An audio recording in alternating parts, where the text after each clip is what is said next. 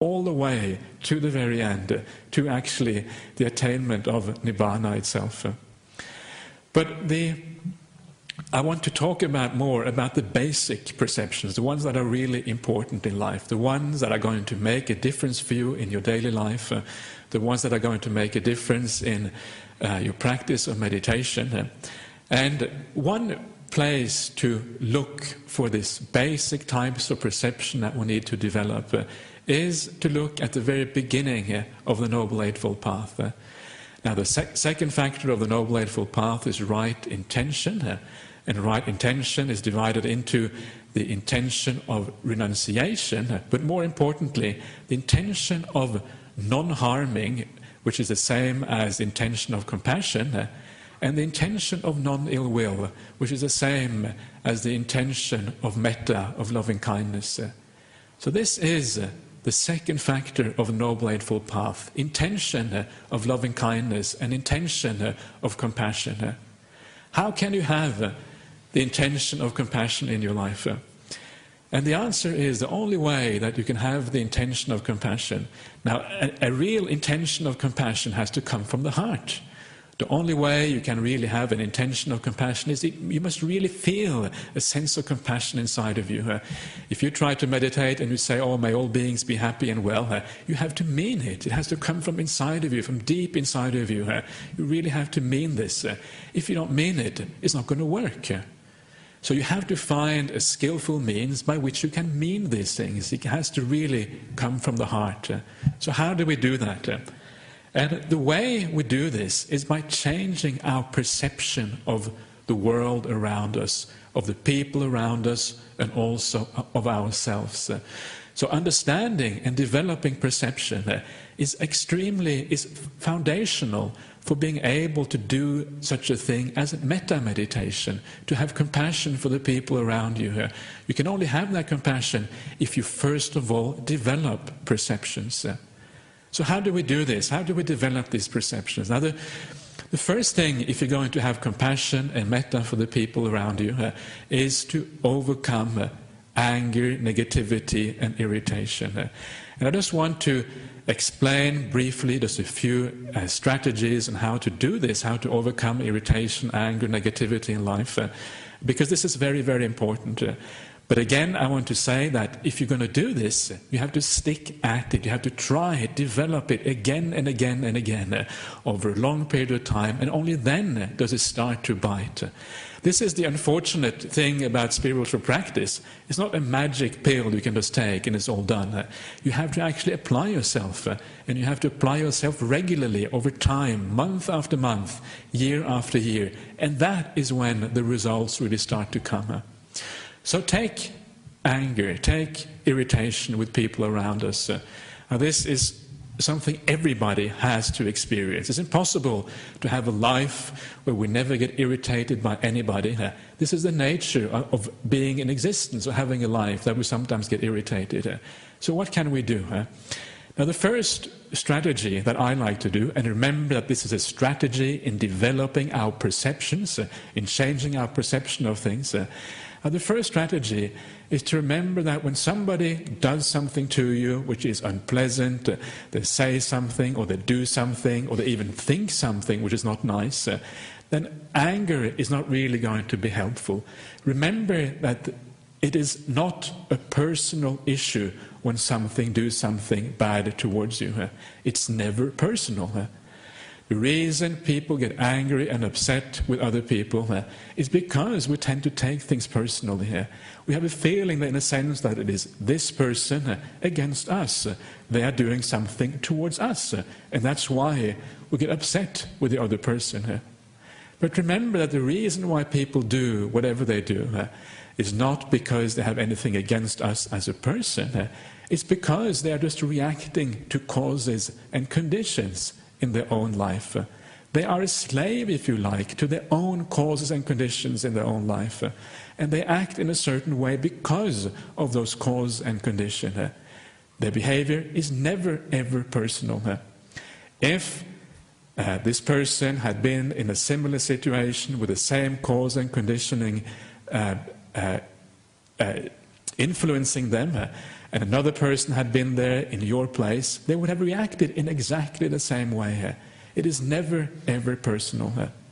And when you look at it that way, when you change the perception of what the person does away from being something personal between you and them, and it's just the person reacting to their own causes and conditions, you realize that anger is absolutely, completely, not only unnecessary, but it's counterproductive. It has no place in that kind of situation. So try to remember this. Try to remember that it's always impersonal. It's never, ever personal. Even though it might feel that way, it's not personal. The second way of, another way of overcoming anger is just to remember that the world is the way the world is. People are the way people are. A lot of the times we get upset and irritated and angry at things. It is towards things that we're not going to be able to change anyway. And it's a bit like Ajahn Brahm, similarly, in the opening door of your heart, where he talks about the man who gets angry at the red traffic light. Now, it doesn't make any sense to get angry at the red traffic light, because the red traffic light just does its own thing. And whether you get angry or not, it's not going to change that red traffic light. And almost everything in the world is like red traffic lights. Things are just the way they are, and whether we get angry or not is not really going to change the situation. And if you reflect on that deeply, it actually is not so hard to actually let go of the anger and realize that, as a matter of fact, the anger, not only is it going to not change the situation, it's going to make matters worse very often. It's going to make matters worse. And it's also going to lead to our own misery, because we feel miserable when we get angry. It's an unpleasant state of the mind. So it is completely, most of the time, it doesn't make any sense whatsoever to get angry and upset at things around us in the world. A third way of looking at anger and irritation, and that is to change the focus of what is happening in the moment. So instead of focusing on the other person doing something, saying something, acting in a bad way, place the focus on yourself instead. How does it feel when this other person does something which is not nice? And what happens then is that you feel a sense of suffering inside of you. It feels painful. They said something to me which is not nice, or they did something which isn't right. And look at the pain inside of yourself. Focus on yourself rather than focusing on the other person. And this has a lot of wonderful consequences when you do that. Because when you focus on that pain in yourself, first of all, you can have a sense of compassion on yourself. You understand this is painful. This is the way the world is.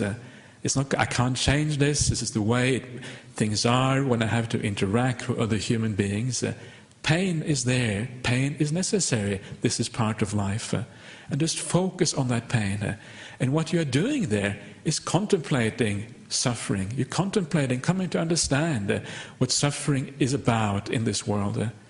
If you react to the other person instead, if you become angry because of the way they are behaving or what they're saying, you are no longer contemplating suffering. You are reacting in an unskillful way, and you are moving away from the Dhamma. You're moving away from something useful on this path. But when you understand the suffering instead, you are actually creating insight into what this life is all about. It's a very powerful and skillful means to use in these situations. And then you have compassion for yourself, because you realize this is suffering, this is difficult, and this is the way the world is. It's not something that I can possibly escape. And then once you rise to compassion in yourself, then of course that compassion can also be extended to other people, including the perpetrator of the action which you don't like. Because once compassion is there, it tends to go out also to other people. And you understand that this other person, he himself or she, is also under the influence of condition and causes which they are not really in charge of. And because of that, they do these particular kinds of actions. So these are some of the skillful ways of overcoming negativity and anger. And again, if you apply these things regularly, consistently in your daily life, and you try it and you actually do it regularly, you'll find that something starts to happen inside of you.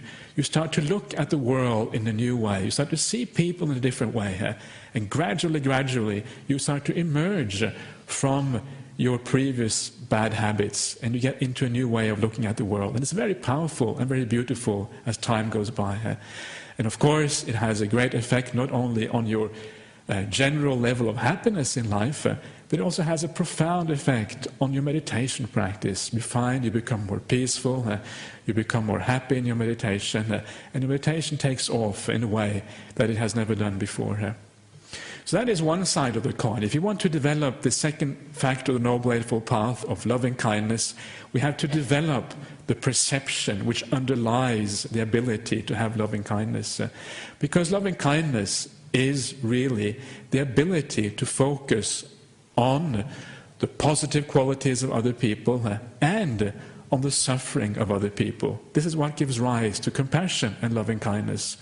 When we see the suffering, it gives rise to compassion. When we see the good qualities, it gives rise to loving kindness and metta. So once we have sort of undermined the negative states of the mind, then we can start applying the mind instead to perceptions of loving kindness. So what are these perceptions of loving kindness? These perceptions of loving kindness is basically to remind ourselves of the good qualities in the people around us. And you will have noticed before, during the meditation before, I started off by reminding everybody to remember the people around you and to focus on the good qualities in the people around you. And the reason for that is because if you don't have that perception in your mind of the goodness in the people that you want to have loving kindness towards, that perception isn't there. It's impossible to have loving kindness. You have to give rise to the perception of goodness first of all. And that is why in our meditation practice it is so important to choose the kind of object, the kind of person, the kind of people who we regard in a positive way to be able to have loving kindness. And this is something we develop through practice.